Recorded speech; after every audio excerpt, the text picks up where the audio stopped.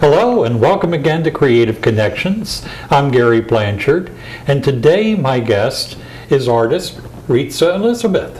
Hi, nice to meet you. Nice to meet you. Welcome. Thank you. Now, your art studio is called? I'm Coyote Heart Southwest Art and Design.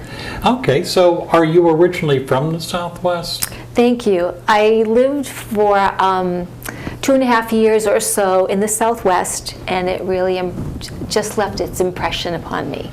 Came back to New England, but my heart still is a part of the Southwest. Okay. I having spent some time there, not near as much, more like a week.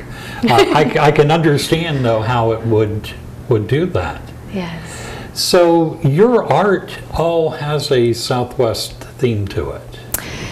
It does, because that's what called me. That's what inspired me, or something inspired me, and what came through were images of what I call coyote.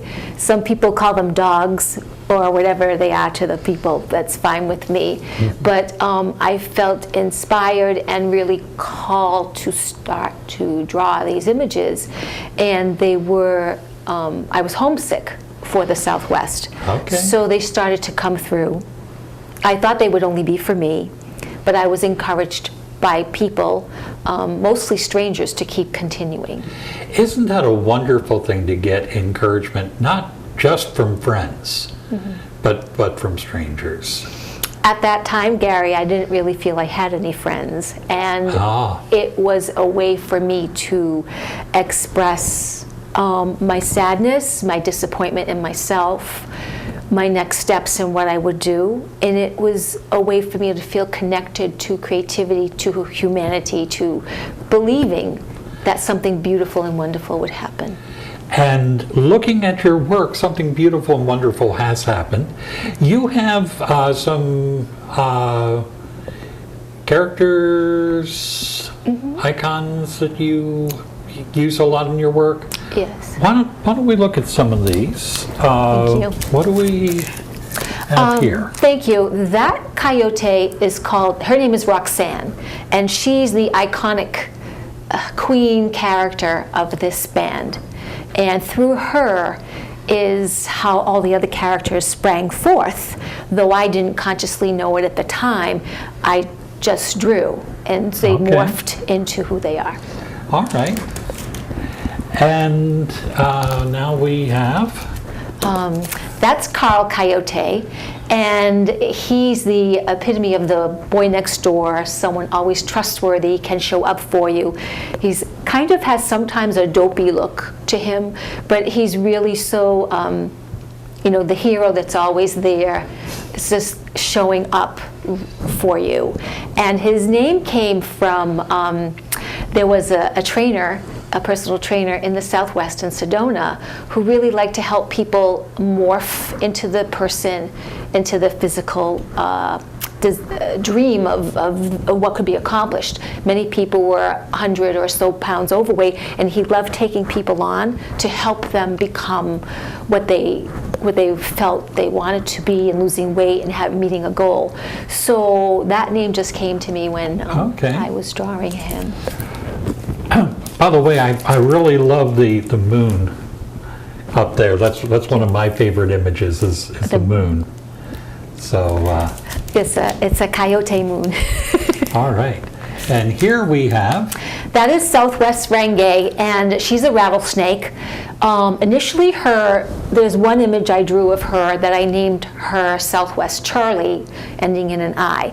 And I'd asked somebody at the time what I thought I should name her, but that never felt right. And Renge means lotus blossom, and that just impressed me that was more her name. Okay. And I did have a little rattlesnake incident in Sedona where I was probably within 13, 14 inches of a rattlesnake all coiled up. Ooh. And the rattlesnake kept rattling, and it was beautiful. It was like the animals in the Southwest are very, very vibrant. So this rattlesnake, was very vibrant, like starburst candy colors. And so what I had previously asked Spirit was I would like to see all animals close up and safely. So we were hiking, and my companion flew off the trail, and I asked him what was wrong. He said rattlesnake, and I got as close as I could trust, feeling comfortable with the rattlesnake when we were on a diagonal of about 13 inches, 14 inches from her. And then I kept talking to her, and the rattle would continue and stop and continue and stop, sort of beck and call to my voice, and then I would just back up slowly, and I left the scene. Okay, you're much braver than I am. And here we have, and that's Veronica, and she is a sassy little princess coyote, and she's known, so you get different girl coyotes between Roxanne and Veronica. Veronica has a bow, and she also has a pearl necklace. So anytime I draw Veronica, those are two things that differentiate her. Roxanne will always have a longer mane, but girl coyotes have eyelashes, and so does Renge the snake. okay. So how did it come about that you started, a lot of people do art, but it's interesting to have kind of these characters that you use in your art. How did that just sort of naturally happen, or? It wasn't a conscious choice, and it wasn't, natural, it was probably natural, organic in a sense. I didn't plan it, it sort of planned me. At the time, it was just a way for me to express myself, to have something creative to do, because I felt I had landed in a very limited place where I really wasn't sure of my next steps. But I had found some paper and something to draw with, and I would go privately. I'd find different places I could sit and be quiet, or go to coffee shops and start to draw. Okay. And people would start to put money in my self-made portfolio. They would leave me money on the table. I was given, for example, $72 to initially get my images photographed by a photographer, and get business cards at the time. There were just people who they felt my art made them feel happy and warm. And they had another woman and said, "Don't stop. This is not just for you. Don't stop." That is wonderful. We hear so much about how cold and impersonal the world can be, but there is so much good, and there are so many good people out there, and it's wonderful that they came into your life and gave you that encouragement. I needed that at the time. I felt I was really in a life transition, and sort of since that time been in a life transition. And I think what's been happening is the confidence, or the believability, or the deservability to really want to share the art with the world, while it was there in a cognitive way, in a way that I could sentence it out. But now I think when something like that is you, and you so want to delight the world and change through upliftment, and not just search for success in yourself, but a success that can pull others up, that help people be inspired to their dreams. Mm-hmm. That's part of what the message of Coyote Heart is about. Okay. And I'm looking at this picture here, and this I just think is so incredibly beautiful. Okay. And you look at it and you can't help but feel really good. Oh, thank you. Very It's much. very bright. I love the coloring, and the little. Is that a pyramid there, or? Yeah, I put it's my version of a Southwest desert. Okay. and the sun. I think that was done on a day that I really needed to feel the Southwest, and I missed the feeling of when you're in the Southwest, the sun being hot.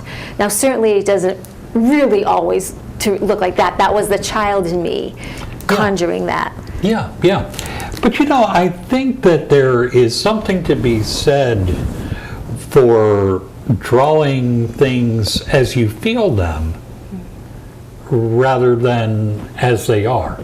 And, it's wonderful, when people can do representational art, and it almost looks like a photograph. But when people can get that feeling behind it and what they're feeling as they look at it and put that onto paper, I think that is just absolutely amazing. Thank you. What I was told by other artists was that if they looked at my work, they would know it was mine. And I didn't have that connection before some other artists offered that, because I don't feel that my style is painterly painter or someone who's very schooled or someone who's been, some people come into this life that just can draw you and I in 3D and vibrant and in so many ways that we might admire. But my art speaks to the whimsical, it speaks to the fanciful, it speaks to possibilities, it speaks to happy outcomes and wanting others, and for myself, having success, dreaming big, feeling big, and being in love in the beingness of who we are. So color was very important to me, and the Southwest is very, very vibrant. And this comes from a painter who came from New England, who I represented in an art gallery. Okay. And he himself felt that his work became very alive when he moved to the Southwest, and that he was drawing lots of gray water and skies and sort of weather that was blue, light blue gray that we might see in New England. Right. And I really didn't get what he was talking about at the time, because I thought New England was alive with the four seasons and the colors. But when you have a transition or visit the Southwest for any time, the insects are very colorful and large. There's a vibrancy to nature that's a little bit different than our wildlife. And it really can impact you if you let it. It can win you over if you're one of those who's drawn into that seduction of the Wild West and all the history. So for me, that happened, and this was not, I did not expect this at all. Mm-hmm. I wrote a song, and in the song, I didn't know this was going to happen, but part of a line says, "Big southwestern sun, coyote moon night." So when I look at that image, that's what that reminds me of, for the daytime. Yeah, there's certainly is that put it back up for a moment, that big sun. Yeah. And, and then the coyote there and the... Yeah. That was one of the initial Roxannes, and I really didn't know it. As I started to go along, names came to me, and I had always liked the name Roxanne, but that was mostly impressed upon Alexander the Great married a Roxanne who was a dancer, and I had been a professional dancer for a short time, or for several years, but not like I hadn't continued. And I always liked the idea of Alexander the Great, who in the conquering of much of the known world, he brought peoples together. When he conquered folks, he let his armies marry into the nations that he conquered. So number one, it stopped bloodshed, it stopped bickering, people were intermarried, it was encouraged.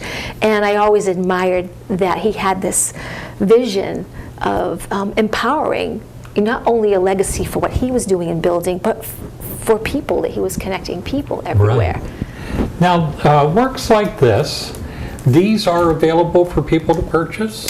Yes, quite frankly, these are prints of my originals. I'm not at this time selling the originals, but I'm willing to make prints in several sizes so that might fit someone looking, if they're gifting or wanting to decorate, or even if they wanted a commission. What I would do is I would make up some mock images for them, and then I would what I call paint one and see what they like, and then take out or add. Okay. And if somebody were interested in getting your art, how would they go about getting a hold of you? Currently, I did have a website. I took that down, and another one is going to be forthcoming. Usually through Facebook, Coyote Heart, or you can catch me on Instagram at Southwest Coyote Heart, or even just do swcoyoteheart@gmail.com. those are ways, or calling me directly, which I don't mind sharing the number. I am kind of fearless that way. Okay. People reaching out through email or calling, texting me, that's fine. Sometimes they do catch me through the Facebook. I have a personal Facebook, which is Ritza Elizabeth, but I also have Coyote Heart. Right, right. And you not only have these prints, but you also have your images on other materials. Yes, I have a couple to show you. Yeah. I've done some work on tile, and basically I chose to do work on tile because I was afraid of the paintbrush. Most of my work is done with my fingers and oil pastels. And oil pastels that I use are very vibrant, and they're water soluble. They can even act like watercolor. But some artists don't like oil pastels because they're not always forgiving. They're very sensitive to heat. Okay. But I chose acrylic. This is acrylic that can be used on tile, and then it's fired in a kiln. So this is very archival, and people could use them in the back of sinks or anywhere they want to decorate. Right. And it's good that they are waterproof. I think they're weatherproof. I've had people want to put them outside, and as far as I know, I don't know if I would do that, but certainly if you wanted to use it as a coaster or you something could use like them that, as coasters, because they've been fired and they've been protected. And they would certainly dress up any party table. That's for sure. Thank you. Yeah, thank you very much for that. These are journals that I create. These are just a couple of examples. Okay. So go ahead. Yeah, these are really a nice little size too. They're easy to carry around. Thank you. And again, with some of your images, and this image here, there's one over there. If you could grab that for me. As an aging hippie, I really like this particular image. It's a Volkswagen bus, and it says, "Life's a trip, go for it," on the top. And it's just another one of those images that makes you feel happy to look at it. Thank you. And it particularly makes me happy to look at it because it takes me back to when I was young. And again, just the colors are so vibrant. Did you have art training in the past, or are you kind of... Thank you. I'm a performance artist. I was trained in acting and as a singer, as a dancer, and I had a mecca that I thought I was going to end up in California, but ultimately through many journeys across the south to the southwest, I ended up in Sedona, Arizona. And so the Volkswagen bus was, to me, I traveled in a truck at the time, but I think of the Volkswagen bus as an epitome of the travel vehicle. Right. And I think a lot of people relate to that. They're really happy buses in a sense. Well, they are. And a lot of people like to find the old ones if they can. I also, at the time, drew a couple of different Volkswagen images because I had pitched Volkswagen. I had sent them some images. I had said, hey, I'd like to do some cover stories, because I really wanted a vehicle and I wanted to get back to the Southwest. And as I didn't have my truck anymore. And I sent them some pitches and different ideas, and they sent me a nice rejection letter. Well, that was nice. Yeah, so that was good. I think sometimes, as bad as a rejection letter is, it's better than feeling ignored. I felt like I got someone's attention, and they were really integral, and someone took an interest to just say, hey, this was cool. And they said, should we send your art back? But I said, well, these are copies, so I'm not really concerned what happens to them. So that was fine. It was nice, just to have it acknowledged. Thank you. Yeah, it was cool. And I just want to say about the journals. When I create the journals, I put a copy of an image on the front.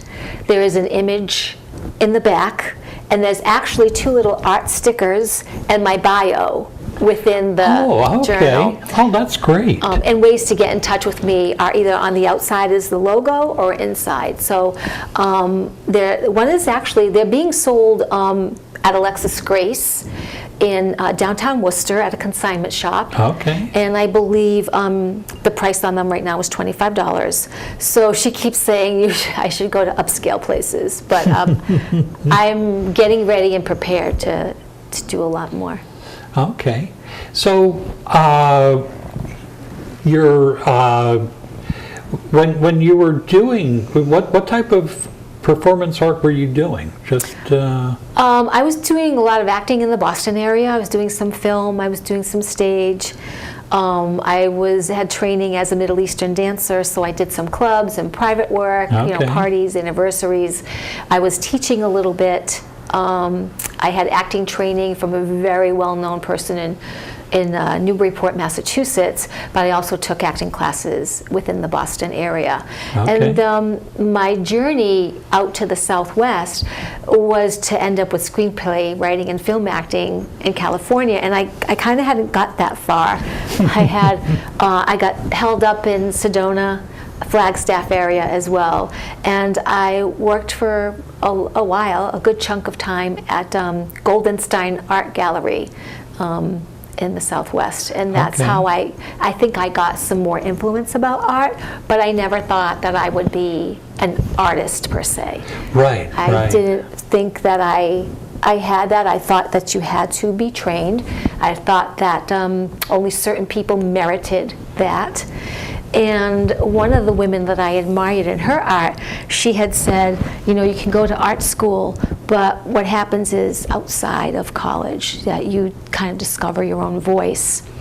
And then even I had represented a photographer who started out drawing, doing a lot of life portraits, life still drawing, anatomy pictures, and he had won some kind of scholastic tuition in Canada where he came from. But his teachers, then when he went to the school for this, his teachers were saying, no, you can't use this kind of pencil, you can't create that way. And he became very stilted and sort of, in a way, jaded. I forget his exact words, but he got almost afraid to continue in the style that he was just had naturally. So he went away from that, and he left that scholarship, and he never continued. And later in his years, he took up photography, and so I represented him with his photography. Yeah, and I think that one of the fallacies in our society is that an artist is somebody who is somehow special, someone who has some outrageous talent that most people don't have. But I think all of us are artists at birth, and it's up to us to continue to reclaim the artist inside of us and just have that faith in who we are and what we do. And it seems to me like that's where you're at, is that you have said, this is who I am, this is what I do, and you are proudly claiming that birthright. Oh, thank you for that acknowledgement. It's something that I think has been percolating in me to really be present to that much more, so that I can rendezvous with people who truly want the art or want to be part of this adventure. And I agree with you that I think that we're all creative beings, but we hear information and we develop beliefs, and a lot of beliefs are really good for us, but then a lot of beliefs are limiting. And we certainly, as we grow and change, we can limit our adventure by certain beliefs because they don't allow us to be expansive and explorative or take risks or to change. And so I think my message is about embracing ourselves and the beingness and the specialness in the world that we are really all divine creators. We are, what do I want to say, like masters of the galaxy, and we're really all oneness. But not to even go that deeply with the art or to make it sound too spiritually profound, it's really that I want to be here for others and uplift them to their dreams. And I think that whole thing with your work is it is tremendously uplifting. Thank you. If you could pass this particular picture over. This is another case where just the colors alone Really, it would be impossible to feel unhappy looking at it. Thank you. You know, and you know, the moon, cactus, and this is That is Roxanne, or one of the earlier Roxannes, and the heart for Coyote Heart is there. I love the moon. I love the sky. I love sky in general, and clouds, moon, and sun. So a lot of that theme is in a lot of the pictures. Okay, yeah.